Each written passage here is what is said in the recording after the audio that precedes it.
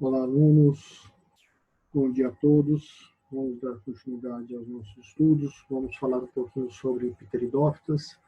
Na aula passada falamos um pouco sobre briófitas, né? Sobre a classificação, sobre a morfologia e sobre a reprodução das briófitas. Hoje iremos falar sobre pteridófitas, né?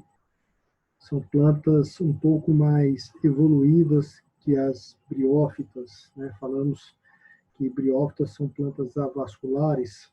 Nós temos as pteridófitas como plantas vasculares, né, que apresentam vasos condutores de seiva, vasos do tipo xilema, floema, né? A presença desses vasos condutores faz com que a planta seja de grande porte, né, seja bem maior do que as briófitas.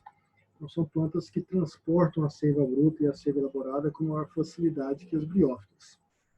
Essas plantas já possuem tecido verdadeiro, e por apresentar tecido verdadeiros, elas apresentam raiz, caule e folha bem definido, né? Não são plantas talófitas, como é o caso das briófitas, né? Você consegue distinguir claramente qual é o caule, a raiz e a folha. Uma característica importante para esse grupo de plantas é que o caule dessas plantas é do tipo rizoma, tá? Um caule rizomatoso, tá? O caule do tipo rizoma. A caule do tipo rizoma é um caule subterrâneo, um caule enterrado.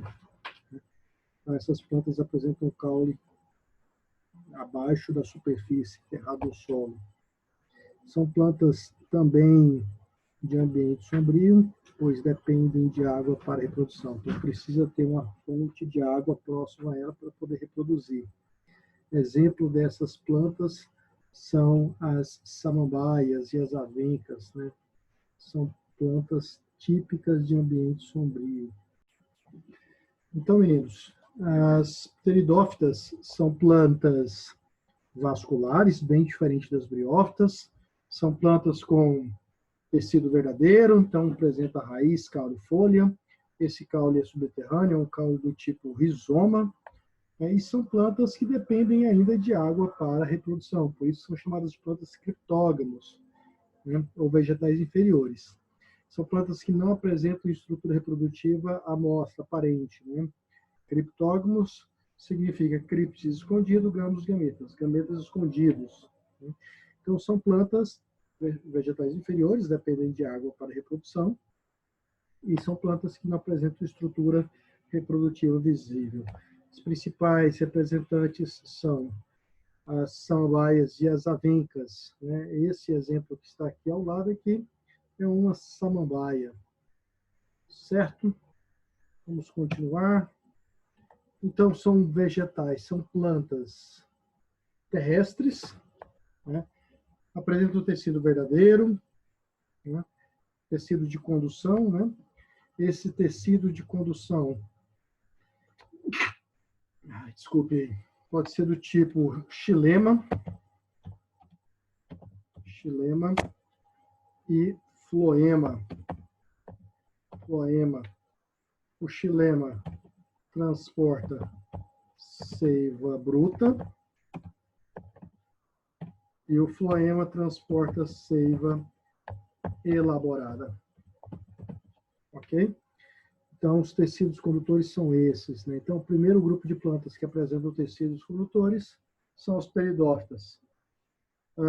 Então, são os primeiros vegetais a conquistarem grande porte, né? Formaram as primeiras florestas na Terra primitiva.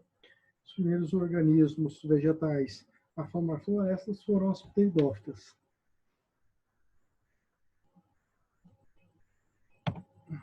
Deixa eu apagar aqui. Então, aqui nós temos como exemplo as samambaias. Isso aqui é uma samambaia sul, que é a maior pteridófita que nós temos. A estrutura reprodutiva das samambaias são os soros, são essas bolinhas que estão na parte ventral da folha, na parte de baixo da folha. Então, essa estrutura aqui é uma estrutura de reprodução. Lembrando que a fase predominante da planta é o esporófito, né? Então, essas plantas, elas produzem esporos e tem uma fase transitória, que é o gametófito, que produz gametas. Então, essa planta é o contrário da briófita. A briófita tem o gametófito como estrutura duradoura e o esporófito como temporário. E essas plantas, as pteridófitas, apresentam o esporófito como duradouro e o gametófito como temporário. Então, é o contrário das briófitas, né? São plantas que apresentam folhas grandes ou folhas pequenas. Essas folhas pequenas, como é o caso dessa daqui, dessa pteridófita aqui, recebe o nome de microfilos. E as folhas grandes representam, são classificadas como megafilos, ou megáfilos, megáfilos ou micrófilos. Então, os micrófilos são plantas com folhas pequenas, megáfilos são plantas com folhas maiores, né? A reprodução das samambaias. Existe uma fase reprodutiva que produz esporo, que é o esporófito, e uma fase reprodutiva que produz gameta, que é o gametófito. Então, nós temos aqui o gametófito de uma planta, de uma pteridófita. Esse gametófito recebe o nome de prótalo. Então, nós temos o prótalo como o gametófito. Esse gametófito pode ser monóico ou dioico. Se ele for monóico, ele vai apresentar os dois sexos. E se ele for dioico, ele vai ter uma estrutura masculina e feminina. Mas, normalmente, eles são monóicos, apresentam os dois sexos. Então, ele vai produzir gametas masculinos e gametas femininos. Esse gameta masculino é o anterozoide e o gameta feminino é a oosfera. O esporófito vai produzir esporos, né? Onde ocorre a produção desses esporos? Esses esporos são produzidos dentro dessas pequenas bolsas chamadas soros. Então, tanto na venca quanto na samambaia, nós temos essas manchinhas aqui, essas bolinhas presas na parte ventral das plantas, e essas estruturas chamadas soros produzem esporos por meio de meiose, né? E esses esporos por meiose produzem uma variação genética na planta, né? Então, nós temos a planta masculina, que vai produzir o gameta, esse aqui é o gametófito masculino, né? O gametanjo, que é o anterídeo, vai produzir o gameta, que é o anterozoide. O gametanjo feminino, que é o arquegone, vai produzir o gameta, que é a oosfera.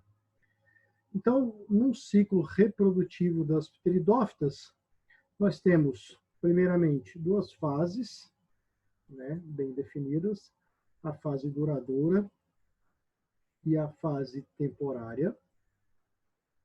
Essa fase temporária recebe o nome de prótalo, né? A fase duradoura vai apresentar essas estruturas na parte anterior da folha, que são os soros. Dentro de cada soros vão ter vários esporângios, e dentro desses esporângios são produzidos os esporos. Lembrando que esses esporos são produzidos por meiose, correto? Meiose. Esses esporos são produzidos por meiose. Se esses esporos são produzidos por meiose, há uma redução da carga genética. Então, veja bem, o indivíduo adulto aqui, que é diploide, 2Ms, produz esporos por meiose, e esses esporos serão haploides, N.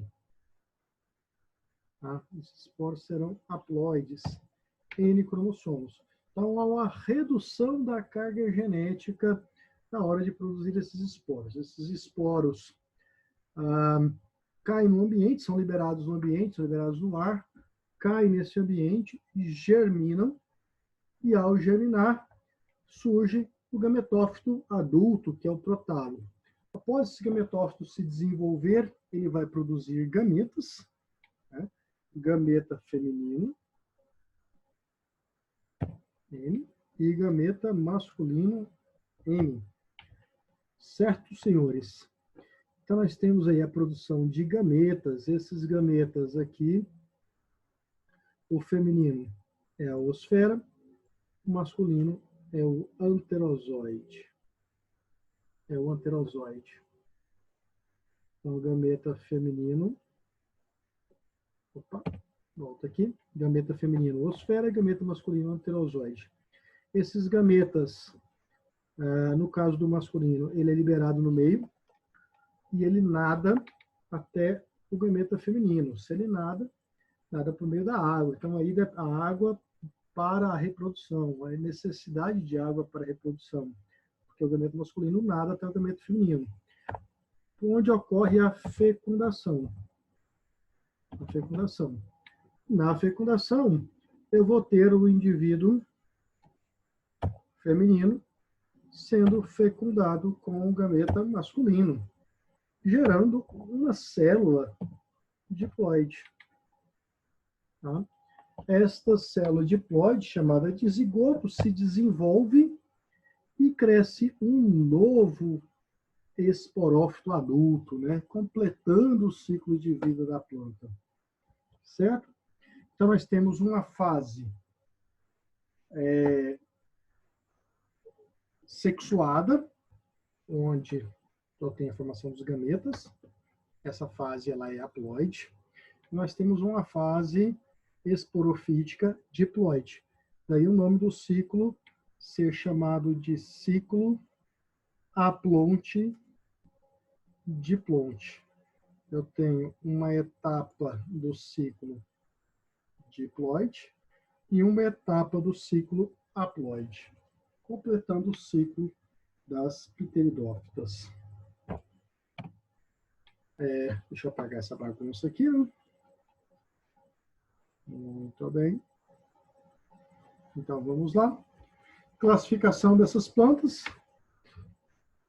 No caso aí das briófitas, as briófitas, como havia falado para vocês, são plantas avasculares. Já as pteridófitas, que são plantas sem semente, são plantas vasculares. Todas as outras plantas são vasculares, com exceção das briófitas. Então, pteridófitas, gimnosperma e angiosperma são todas plantas vasculares. A diferença é que essas duas aqui possuem semente e as pteridófitas que nós estamos trabalhando atualmente não possuem semente. Certo, senhores?